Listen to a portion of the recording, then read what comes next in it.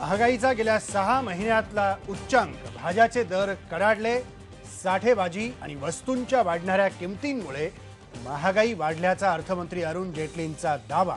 Railway प्रवासही महागणार.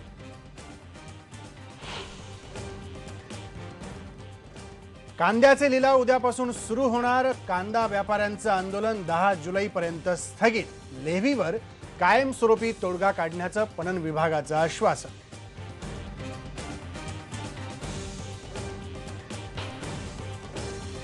काही शेतकरी या राज्यामध्ये पीक कर्जापासून वंचित राहता कामा नये अशा प्रकारच्या स्पष्ट सूचना दिल्या. तर जर अशा कुठल्या जिल्ह्यामध्ये जर अशा काही तक्रारी असतील तर एक विशेष पथक पाठवून तिथला प्रश्न सोडवला जाईल.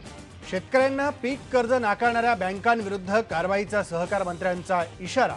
कर्ज नाकारणाऱ्या बँकांची तक्रार करण्याचं शेतकऱ्यांना केलं आवाहन.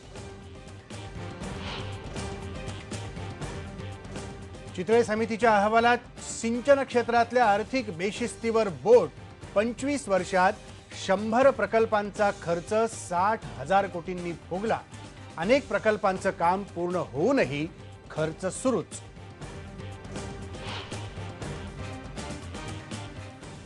प्रीतीने नेस वाडियाबरोबर तडजोड केलेली नाही. प्रीतीच्या वकिलांची माहिती. आठवडाभरात प्रीतीने जबाब नोंदवावा, पोलिसांचं पत्र. 10वीचा निकाल जाहीर. कोकणाने मारली बाजी तर लातूर पॅटर्न फेल. मात्र काही विद्यार्थ्यांच्या हॉल तिकीटचा गोंधळ झाल्यानं त्यांचे निकाल ठेवले राखून. आणि आळंदीमध्ये पालखी सोहळ्याची जय्यत तयारी सुरू. वारकऱ्यांच्या जेवणाची आणि सुरक्षेची घेतली जातीये विशेष खबरदारी.